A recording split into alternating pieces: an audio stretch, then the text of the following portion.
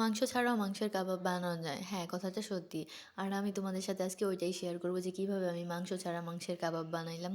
তো চলো যাই রেসিপিতে যাই। প্রথমে একটি পাতিলের মধ্যে আমি একটা পুরানা পাতিল নিয়ে আসছি। ওই পাতিলের মধ্যে আমার যে পরিমাণ ডাল লাগবে ডাল দিয়ে নিচ্ছি। এরপর আমি একটা তেজপাতা আর কিছু হলুদের গুঁড়া দিয়ে নিচ্ছি। সুন্দর করে এটা সিদ্ধ করে নিবা তোমরা হালকা মিডিয়াম আঁচে।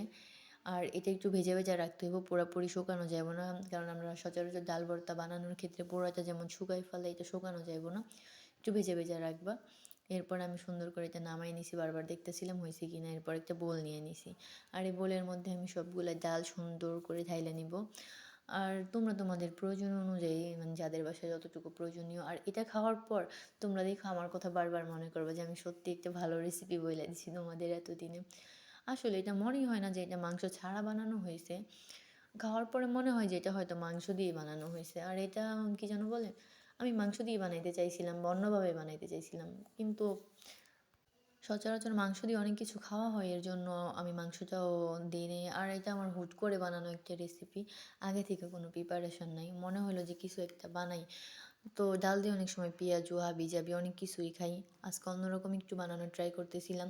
আর ওই সময় মাংস বের করলেও মাংসটা বরফ খুলতো না, তাই আমি মনে করো মাংস ছাড়াই কাবাবটা বানাইছি। আর এখানে আমি অনেক কিছু মশলা ব্যবহার করছি, তোমরা ধনিয়া পাতা কাঁচামরিচ পেঁয়াজ কুচি এগুলো সব দেওয়ার পর সব কিছু আমি এখানে 1 টেবিল চামচ দিছি, যেমন ধনিয়ার গুঁড়া হলুদের গুঁড়া লাল মরিচের গুঁড়া জিরার গুঁড়া তারপরে গোলমরিচের গুঁড়া, আমি সব কিছু এখানে 1 চামচ করে ব্যবহার করছি। তোমরা তোমাদের স্বাদ মতো ব্যবহার করে নিবা। এরপর আমি এগুলো সুন্দর করে মিক্সড করে নিতেছিলাম, নেওয়ার পর আমি আবার সাইডে করে রাখছি টোস্ট বিস্কিটের গুঁড়া করে রাখছি। আর তোমরা চাইলে পাউরুটি এর গুঁড়াও করে দিতে পারো, সমস্যা নেই। এরপর আমি একটা ডিম দিয়ে নিচ্ছি, আর ডিম না দিলে কিন্তু মাস্ট, ডিমটা তো কাবাবে লাগবে, এটা তোমরা সবাই জানো। তা না হলে তো এটা তুমি ভাজতে পারবে না, সব কিছু ভেঙে যাবো। এরপর ওই ডোটা আমার বানানো কমপ্লিট হয়ে গেছে, তারপর একটা প্লেটের মধ্যে আমি কিছু তেল মাখায় নিচ্ছি। আমি সবগুলা বানানোর পর এখানে রেখে একবারে সব কিছু ভাইজা নিব সুন্দর করে। আমার আবার এরকম গুছাই কাজ করতে ভালো লাগে, একটা দিব একটা নামাবো এইভাবে বানাইতে আমি পারি না, আমার হিজি বিজি লাগে কেমন জানি। এদিকে তোমাদের সাথে কথা বলতে বলতে দেখো আমার একটা একটা করে সবগুলো বানানো হয়ে গেছে। তারপরও ভিতরে ভিতরে আমি একটু ভয় তো অবশ্যই পাইতেছিলাম যে প্রথমবার বানাইতেছি হইব কি না, নাকি ভাইঙা ঠাইঙা যায়, তেল ঠেল সব নষ্ট হয়ে যাইব। ভিতরে ভিতরে এই চিন্তাটা কিন্তু আমার ছিল। পরে দেখো আমি আবার ছোট্ট একটা দিয়ে ট্রাই করতেছিলাম হয় কি না, পরে দেখি না মাশাল্লাহ খুব সুন্দর হইতেছে ভাজা। এরপর আমি একে একে সবগুলা দিয়ে দিছি, দেখো কালার আসতেছে কত সুন্দর, আর আমি তোমাদের খায়াও দেখাইতেছিলাম। মাশাল্লাহ অনেক বেশি টেস্ট হয়েছিল।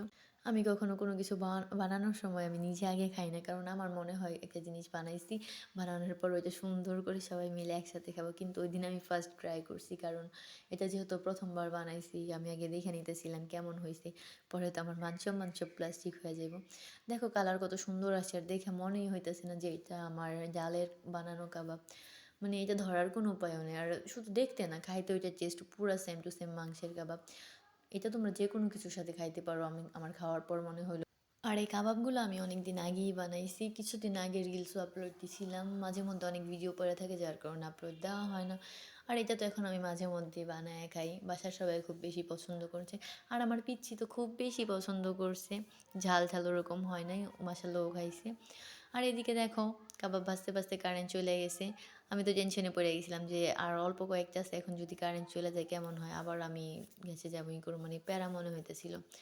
তো একটু পরে দেখো কারেন্ট চলে আসছে, তো যে কয়টা বাকি ছিল আমি সবগুলা দিয়ে নিতেছিলাম। এরপর একে একে আমার নিজের আবিষ্কৃত বানানো সবগুলা কাবাব কমপ্লিট হয়ে গেছে। আমার তো আর তর সইতেছে না যে কয়টা কখন হইবার আমি কখন খাওয়া শুরু করবো, ভাই বিশ্বাস করো এইটার গ্রানে আমার তো এখন ওই ছেলেটার মতো বলতে ইচ্ছা করতেছে। থাক আমার আর ওইভাবে বলতে হইব না, তো আমি পুরাটা রেডি করছি, চলো এটা এখন আমার আম্মুর কাছে নিয়ে যাব। তো আম্মুরে দিয়ে এসে আমি আবার এখানে আমার জন্য নিয়ে আসছি।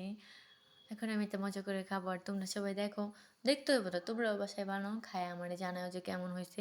আশা করি খুব বেশি ভালো হইব। তো নেক্সটে তোমরা কেমন ভিডিও চাও বা এরকম ভিডিও তোমাদের কাছে কেমন লাগে জানাও।